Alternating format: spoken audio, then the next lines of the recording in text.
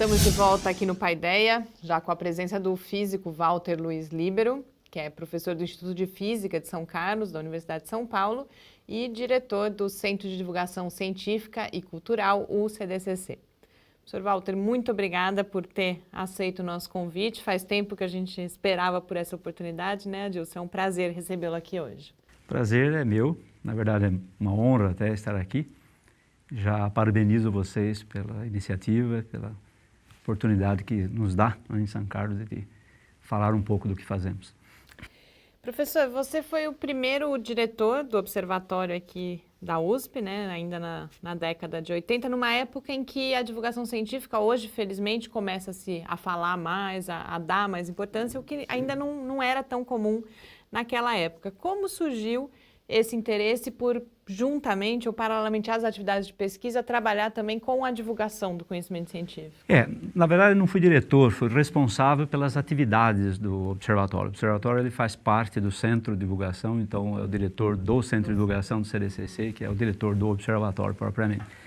Bom, isso começa às vezes quando a gente é bem pequeno, o gosto por uma arte, né? O Adilson sabe muito bem disso.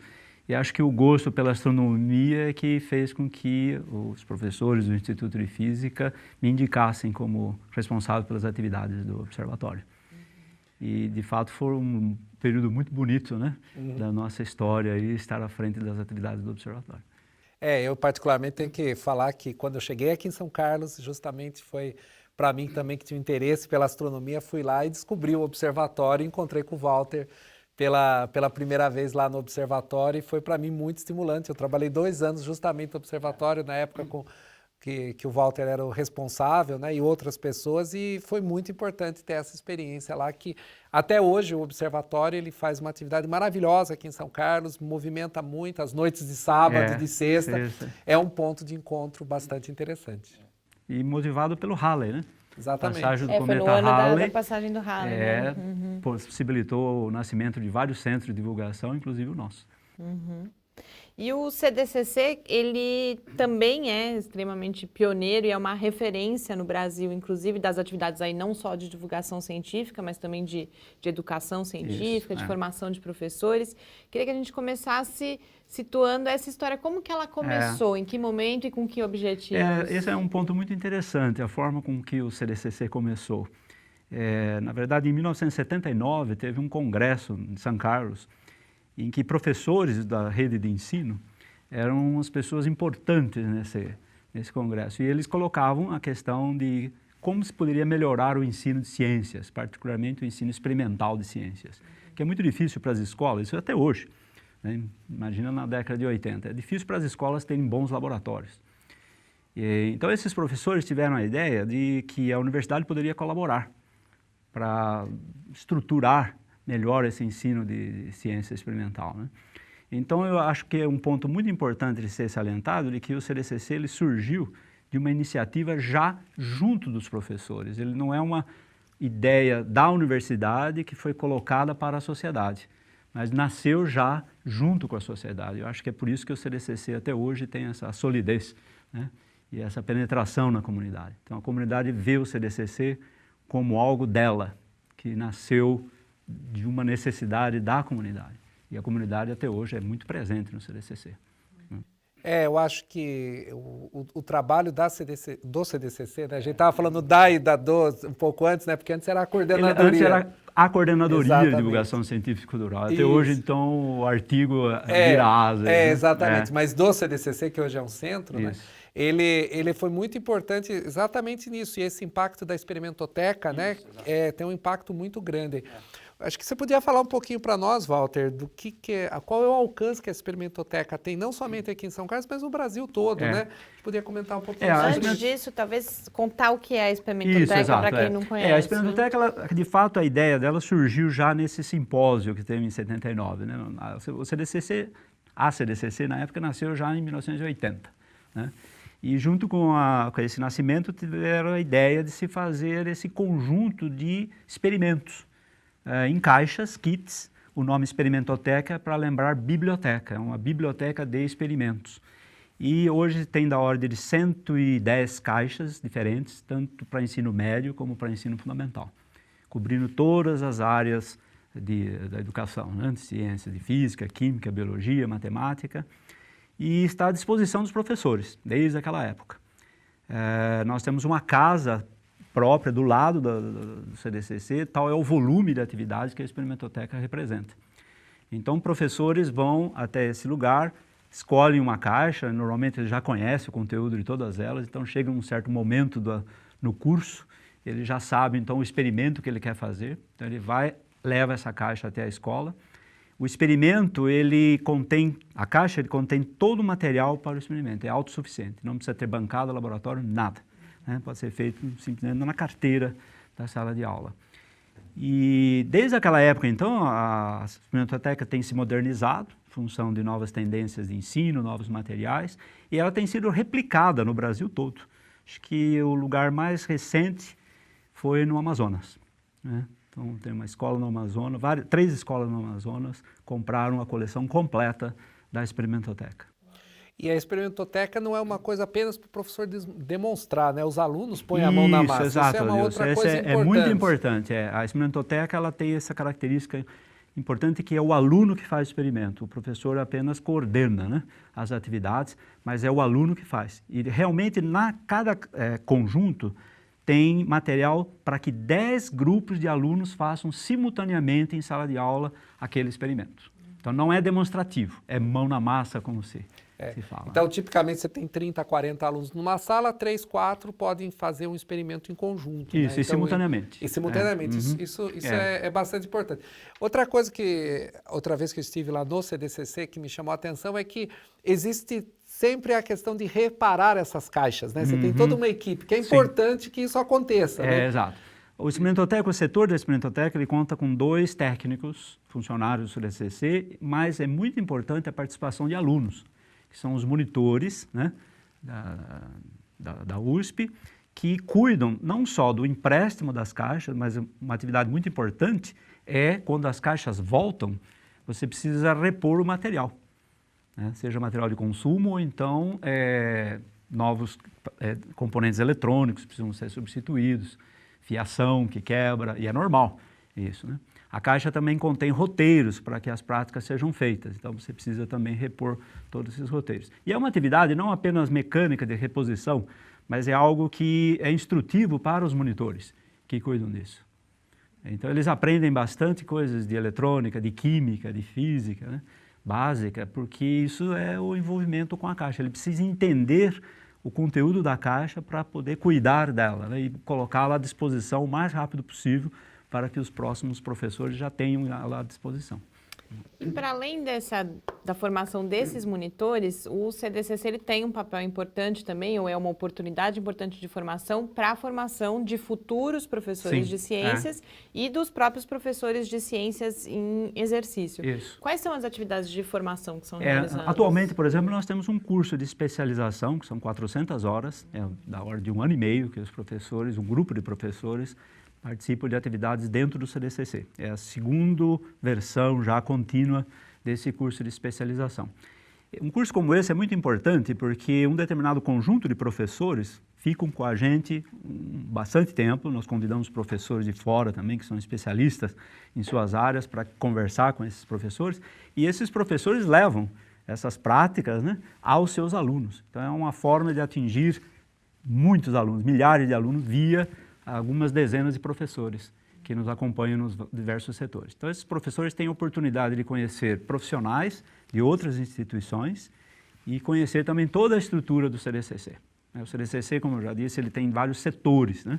Tem o setor de física, de química, de matemática, de biologia, tem um centro interativo de ciências, que é muito dinâmico, que é acoplado ali às dependências do CDCC. Então, esses professores têm uma oportunidade, vamos dizer, ímpar, né, de serem professores, ao mesmo tempo alunos, ali dentro, aprendendo novas técnicas e podendo disseminar essas ideias aos seus alunos.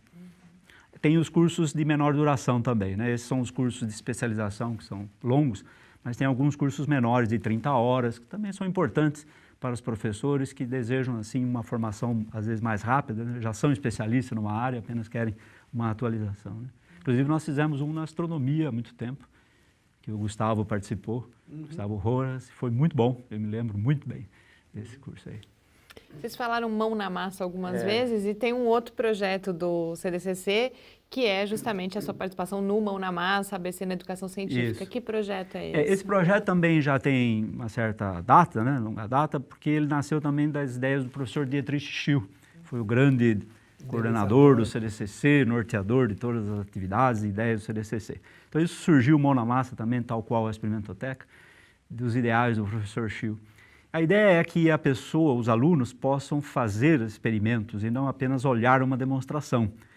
Mais do que simplesmente fazer o experimento, é questionar a priori o porquê que certas coisas acontecem de determinadas maneiras. Levantar hipóteses e testar essas hipóteses. Então o professor, ele apenas orienta esses estudantes nas ideias fundamentais, mas o importante é que o aluno conduz, inclusive, a maneira com que ele vai abordar o fenômeno e como que ele vai tratar aquele problema. Então é uma maneira muito interessante. Infelizmente na universidade nós não temos muito esse tipo de procedimento nos nossos laboratórios, né? Mas ele funciona muito bem, principalmente com alunos, né, com estudantes de pequena idade, baixa idade. Às vezes a gente tem lá programas feitos com alunos de 4, 5, 6 anos, que são colocados à frente de um problema e a professora, né, vai então orientando para que hipóteses sejam levantadas por esse aluno e depois em conjunto, né, em geral isso é feito em conjunto com uma classe, a solução do problema vai sendo então construída à medida que essas hipóteses vão sendo levantadas. Isso me faz lembrar o professor Rodolfo Caniato, que esteve aqui em São Carlos no começo do ano, no Simpósio Nacional de Ensino de Física, que chamava a atenção, né, que para a gente aprender ciências, né, sem colocar isso na prática, é a mesma coisa fazer um curso de natação por correspondência. Eu lembro disso. Né? Ou seja, nunca ninguém vai aprender a nadar Claro. se não entrar na piscina. Ou seja, não vai aprender ciência se não interagir e não trabalhar com uma ciência, como você está levantando. Eu já fui surpreendido no CDCC por trabalhos desenvolvidos na rede de ensino aqui local, né, da cidade, por crianças que tiveram um problema do dia a dia para estudar e quais hipóteses elas levantavam e depois o que é que acontecia ao longo do tempo, né, à medida que essas hipóteses iam sendo tratadas, iam sendo provavelmente reformadas pelas observações daquilo que estava acontecendo. Então a gente se surpreende às vezes com a concepção que as crianças têm sobre as coisas e que a gente deveria explorar melhor essas concepções para poder ensinar ciência ao longo da evolução, né, dessa criança. A gente sempre ouve falar, tem toda a discussão sobre os problemas no ensino de ciências no Brasil, problemas de qualidade, as pessoas não estão aprendendo, e aí a gente vê, e uma das hipóteses inclusive, ou uma parte do problema é essa ciência distanciada justamente do cotidiano, que a gente vê que experiências como essas aqui do CDCC tentam oferecer soluções para isso. O quanto isso no Brasil está disseminado, por que não acontece mais amplamente e qual o problema disso não acontecer mais amplamente? Olha, na minha visão, que pode ser simplista até, eu acho que um dos problemas do Brasil é o tamanho do Brasil, a escala das coisas no Brasil. Então você tem iniciativas muito bonitas, importantes, muito bem feitas, mas que muitas vezes são isoladas, são de pequena escala. É feita num grupo, é feita, digamos, no CDCC, no UFSCar, em alguns outros centros importantes, né? Mas que infelizmente isso não é capaz de alcançar uma escala maior para que a gente possa falar no Brasil está acontecendo assim. Então muitas vezes a gente diz, olha, naquele lugar está acontecendo assim. E é um belo exemplo, mas é um exemplo numa escala pequena. Quando a gente pensa naquele procedimento, né, naquele maneira de se ensinar numa escala maior, aí nós temos um problema muito sério, né? Não só em ciência, eu diria, em qualquer fase da educação nós temos esse problema de fazer uma escala nacional. Às vezes boas ideias acabam se perdendo quando elas são colocadas a nível nacional, né? E a experiência do CDCC também é objeto de várias dissertações de mestrado, teses de doutorado. Então, eu queria que você avaliasse um pouco qual a contribuição que você vê que ele já pôde nesses mais de 30 anos de história, quase 40 já, dá para o conhecimento também sobre ensino de ciência, sobre cultura científica e divulgação científica. Nós já tivemos, inclusive, o UFSCar é um lugar que já tivemos várias defesas de teses, dissertações, tendo o CDCC como alvo, né, a atividade, o conteúdo que se desenvolve lá dentro. tanto na astronomia já tivemos também, a experimentoteca já foi alvo de trabalhos. Então, o que é interessante no CDCC é que não apenas o CDCC presta, vamos dizer, um serviço à comunidade, mas ele próprio, às vezes, é o alvo de uma pesquisa, né, de uma formação de um professor ou de um futuro professor. Então, ele é um ambiente natural, é um espaço que a gente chama não formal da educação. Então, ele por si só já é uma estrutura que merece ser estudado, né? Então, as estatísticas mostram como que o impacto de um centro em que você não tem uma sala de aula propriamente, mas você tem toda a ciência ali dentro, o que isso causa nas pessoas.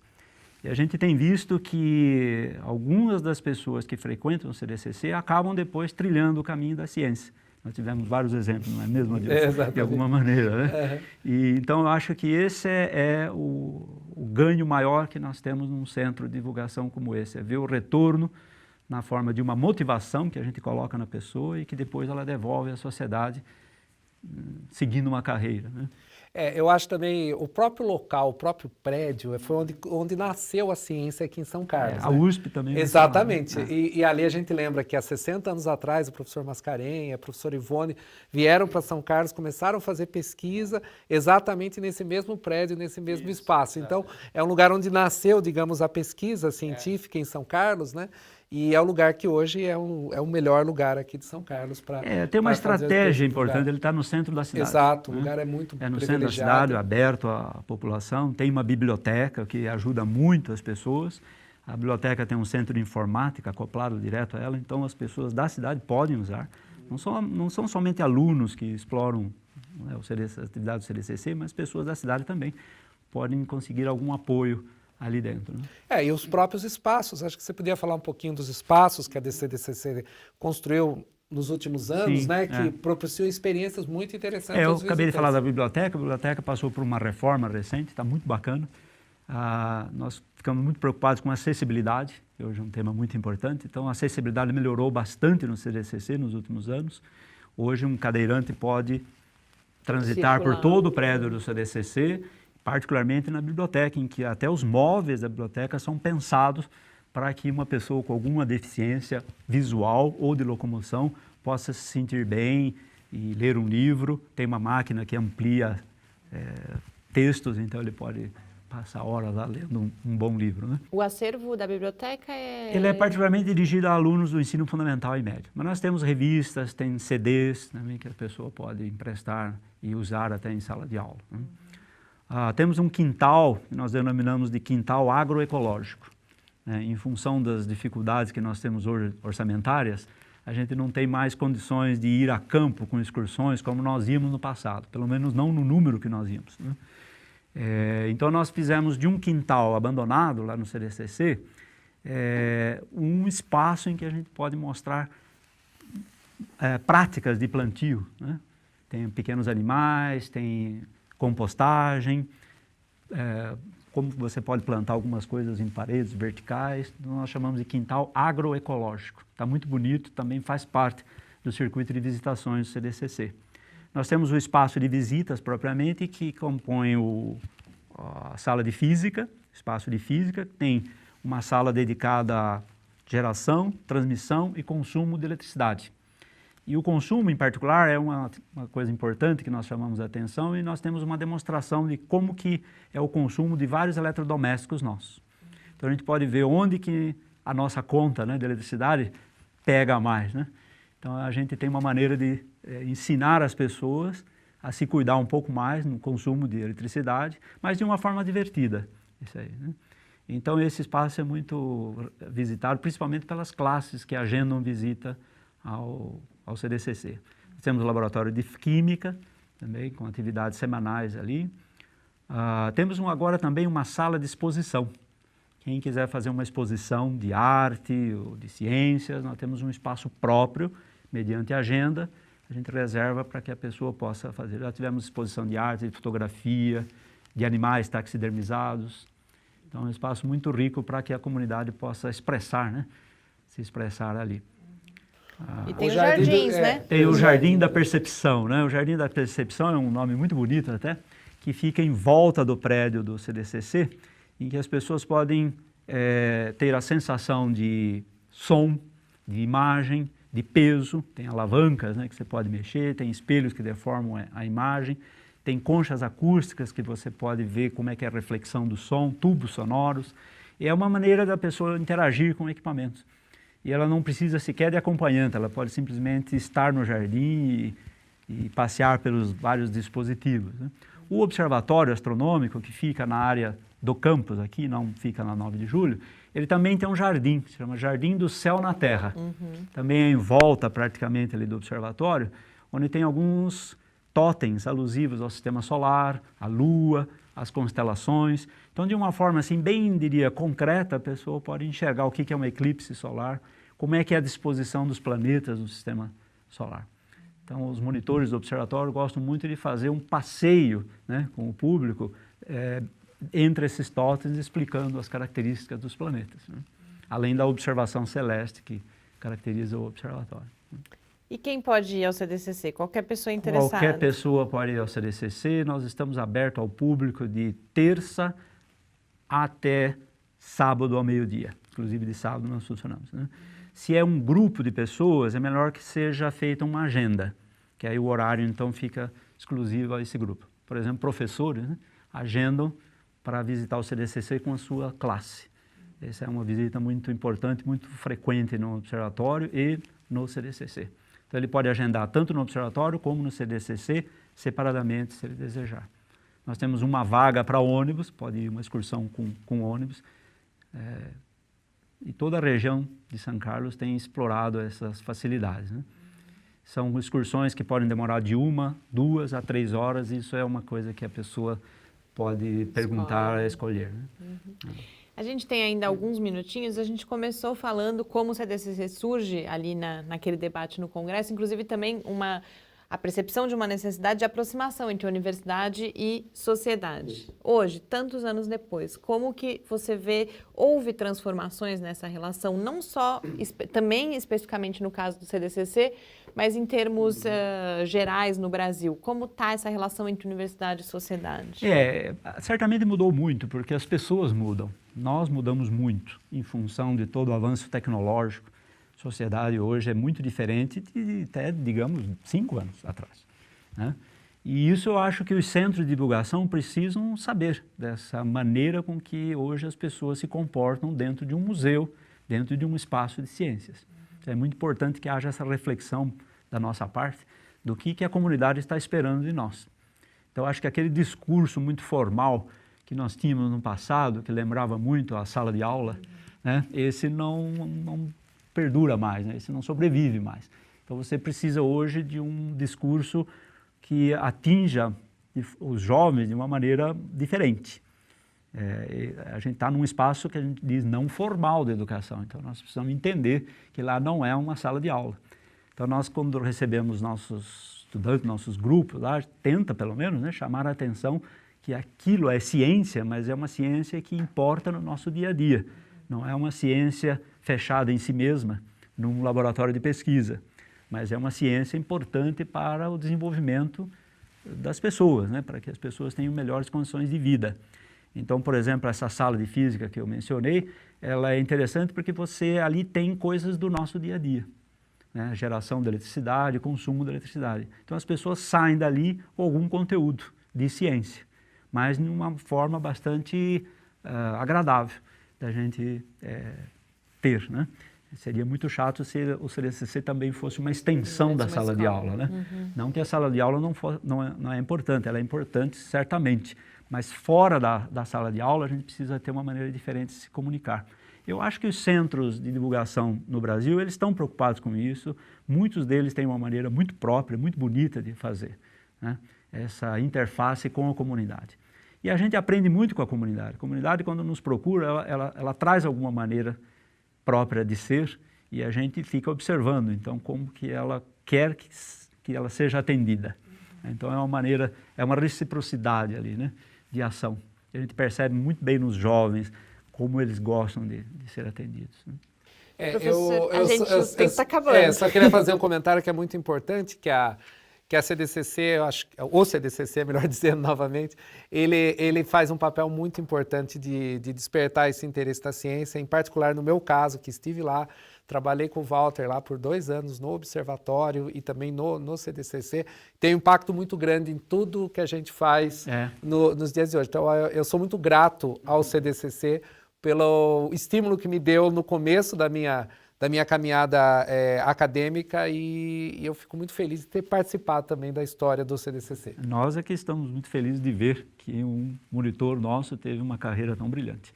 E, de fato, a gente agradece bastante até ao UFSCar por sempre estar colaborando nas nossas iniciativas, seja no observatório ou mesmo lá no CDCC, com monitores ou com seus professores, né?